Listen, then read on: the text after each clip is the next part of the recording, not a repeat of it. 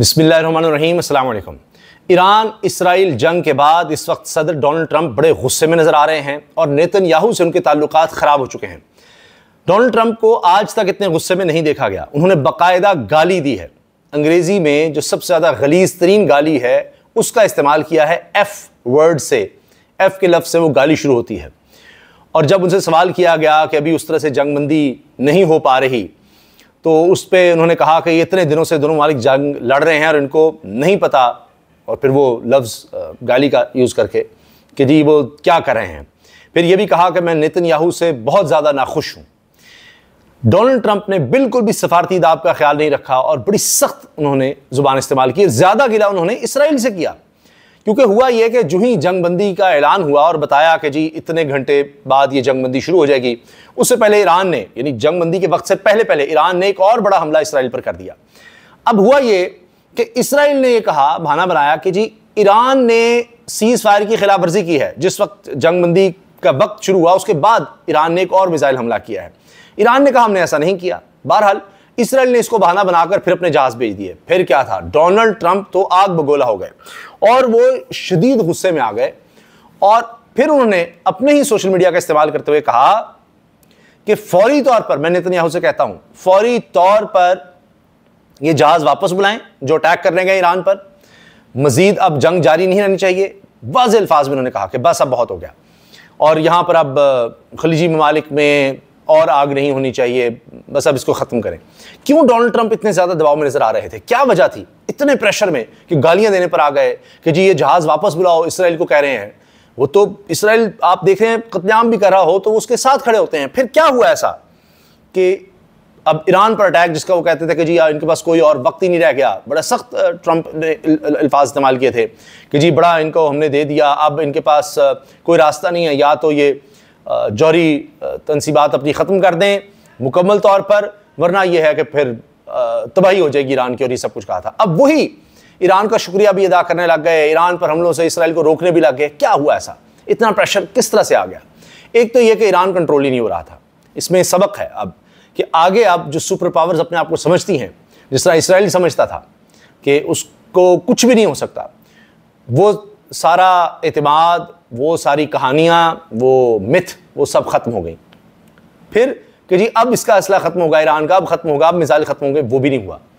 पहुंचना उनका मुसलसल अटैक होने, ये बड़ा था। और फिर जंगबंदी से पहले जब ऐलान हो गया कि जी जंगबंदी होने जा रही, इतने घंटे रह गए, उससे पहले एक और बहुत बड़ा हमला कर दिया। फिर अब बड़ी खबर मैं आपसे शेयर कर रहा हूं कि 400 किलोग्राम अफजूदा यूरेनियम, जो कि बहुत बड़ी तादाद होती है यूरेनियम की, 400 किलोग्राम ठीक ठाक है, क्योंकि यहाँ तो अब इतना भी कोई यूरेनियम अफजूदा कर ले, चंद किलोग्राम भी, तो वो ये है कि उसने इतनी सलाहियत हासिल कर ली है। तो ईरान के पास मौजूद 400 किलोग्राम अफजूदा यूरेनियम आलमी तशवीश का सबब बन गया है, क्योंकि किसी को नहीं पता वो कहाँ है। वो अफजूदा यूरेनियम कहाँ ईरान ने छुपा लिया है, किस जगह ले गए हैं, उसको कब वो दोबारा इस्तेमाल कर सकते हैं, किसी को इस बारे में कुछ पता नहीं है। कह रहे हैं हमने उनकी न्यूक्लियर फैसिलिटीज़ का खात्मा कर दिया, मगर वो दोबारा सारा कुछ शुरू हो सकता है, उनके पास टेक्नोलॉजी तो आ गई। फिर ये भी अभी शुबात के साथ खबरें आ रही हैं कि जी मुकम्मल तबाही हुआ है, नहीं हुआ, ये सब बातें। तो ईरान का नुकसान अपनी जगह, लेकिन अमेरिका इसराइल मिलकर कोई एक हदफ भी हासिल नहीं कर सके। ये वो जरूर कहेंगे कि जी हमने देखिए उनका एटमी प्रोग्राम खत्म कर दिया, वो कई साल पीछे चला गया, कहेंगे खत्म नहीं हो सका। मैंने आपको बताया है अफजूदा यूरेनियम 400 किलोग्राम कहाँ गया नहीं पता। फिर रजीम चेंज का कहते थे, वो नहीं हो सकी। इसराइल में लोग भी मरे, उनकी तबाही भी हुई, इकॉनमी उनकी बैठी, सब कुछ हुआ। और अब ईरान जाहिर है कि आइंदा की हुकूमत अमली इससे भी ज़्यादा मजबूत बनाने की कोशिश करेगा और तेज़ी से आगे बढ़ेगा और अपनी दिफाई सरहद बेहतर करने की कोशिश करेगा कि इसी वजह से तो हम बचे हैं। इस सब में चाइना को नहीं आपने भूलना, क्योंकि अब ट्रंप जिस तरह से आए कि जी हमने अमेरिका की इकॉनमी को बेहतर करना है, सारी की सारी इकॉनमी अमेरिका की सूद पर, कर्ज पर खड़ी हुई है। कर्ज पे कर्ज, कर्ज पे कर्ज, कर्ज पे कर्ज। तो ये बम या ये गुब्बारा किसी भी दिन फटना ही फटना है। तो ये तो हाल ही है कि अमेरिका सबसे ज़्यादा मकरूज तो चाइना का है। अब इस सदी में चाइना मुसलसल उभर रहा है, बड़ी तेज़ी से आगे जा रहा है उसकी इकॉनमी। अभी आप दिफाई सलाहियत का देख लें, जिस तरह J-10C ने कमाल दिखाया पाक भारत जंग में, PL-15 मिसाइल चाइना का देख रहे हैं, उनकी वो टेक्नोलॉजी अब वो बात नहीं रही कि जी चाइना की टेक्नोलॉजी पे आप एतमाद नहीं कर सकते। उन्होंने फ्रांस की टेक्नोलॉजी को उड़ा कर रख दिया। यकीनन उसमें हमारे पायलट्स का किरदार है, हमारी फोर्सेस का किरदार है, उसमें तो कोई शक ही नहीं है, लेकिन जाहिर है कि टेक्नोलॉजी पर फिर कहीं ना कहीं तो बात आएगी। तो चाइना बड़ी तेज़ी से आगे बढ़ रहा है, और आप जानते हैं कि ईरान के साथ 25 साल का मुआहिदा किया हुआ है, जिस तरह पाकिस्तान के साथ सीपैक का है, इस तरह का चीन ने ईरान के साथ 425 अरब डॉलर के मुआहिदे किए हुए हैं, 425 अरब डॉलर के। तो अब चाइना बहुत मजबूत इत्तेहादी आने वाले दिनों में बनने जा रहा है ईरान का। तो उसका इन्फ्लुएंस ईरान पे भी बढ़ रहा है, अफ्रीका में भी बढ़ रहा है, खिते में दीगर ममालिक पर बढ़ रहा है। और अभी अमेरिका का जिस तरह से हम देखते हैं भारत से ताल्लुक़, वो अब उतना अच्छा नहीं जा रहा। अब मसला यह है कि इस जंग के बाद अब ईरान का ताल्लुक़ बड़ा ख़राब हो रहा है भारत के साथ। वजह यह है कि जितने भी वहाँ पर मोसाद के एजेंट पकड़े गए हैं वो भारतीय रास्ते से या भारत के शहरी होते हुए, उनका लिंक बनता है मोसाद के एजेंट्स का भारत की रॉ की एजेंसी से या भारतीयों से एक लिंक नजर आ रहा है मुसलसल। अब आप देखिएगा आने वाले दिनों में एक तो ईरान ये सारा नेटवर्क पकड़ेगा, क्योंकि उसके लिए सबसे बड़ा सबक ये है कि किस तरह मोसाद ने एक एक चीज़ की डिटेल हासिल की हुई थी और उनकी लीडरशिप को सारी को ख़त्म कर दिया। तो ये सब कैसे हो गया। अब ये जंगबंदी से पहले ईरान का हमला करना, फिर इसराइल का कहना कि जी हम दोबारा अब हमला करेंगे, ये सीज़ फायर की खिलाफवर्जी हुई है, उस पर ट्रंप का बीच में आना और कहना खबरदार।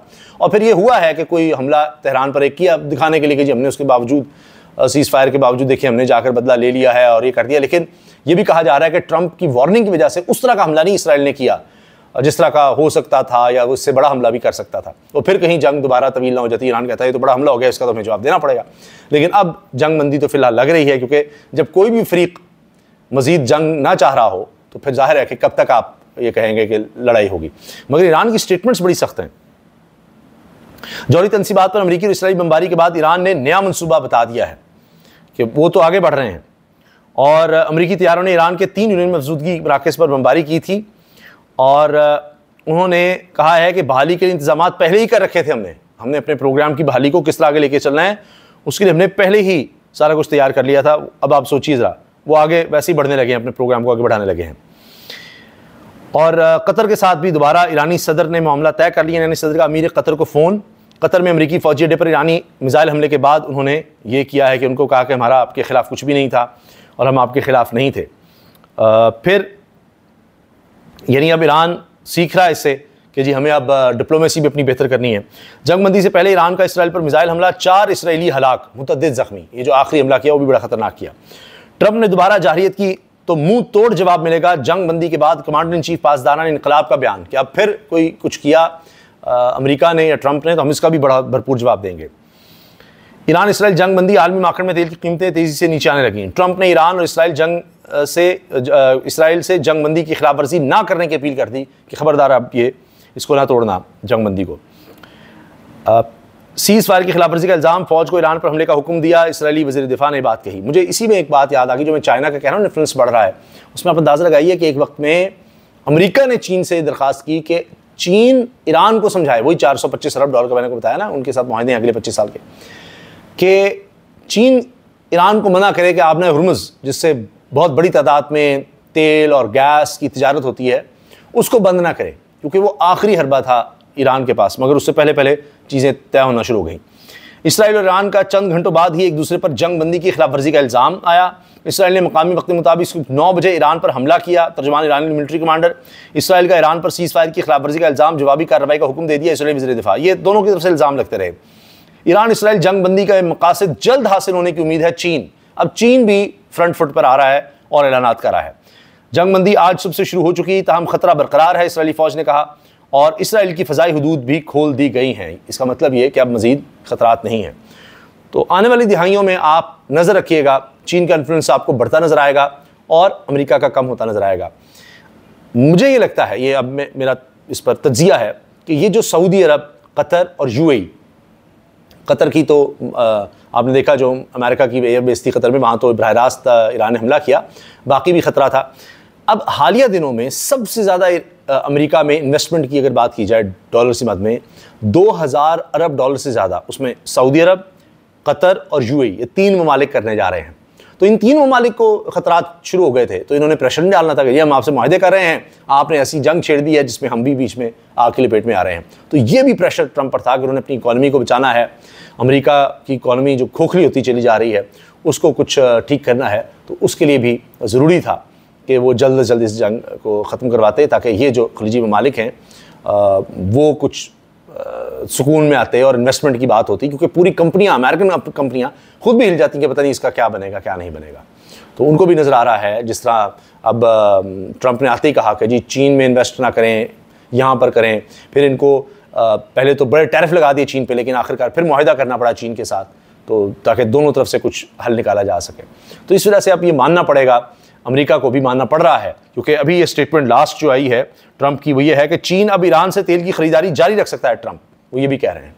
तो अब चीज़ें ज़रा और तरफ जाती नज़र आ रही हैं, और ये तो फिर होता है, तारीख़ है, कई ऐसी भी रियासतें रही हैं। अमेरिका तो सुपर पावर बना है अभी 100 साल हुए, वरना ये भी है कि पूरी तरह से कह सकते हैं हम, बल्कि रशिया जब ख़त्म हुआ तब वो यूनिपोलर वर्ल्ड बन गई, उसको तो 100 साल से भी कम हुए। लेकिन कई रियासतों की, कई शहनशाहों की या नस्ल दर नस्ल अगर देखें तो सैकड़ों साल भी उनकी मोनोपोली कहने रही है या हेजीमोनिक रही है, उनका इक़्तिदार रहा है उस तरह से। तो अभी तो अमेरिका को 100 साल हुए, लेकिन ये सदी कहा जा रहा है कि ये चाइना अब उभर रहा है। इजाज़त दीजिए, अल्लाह हाफ़िज़।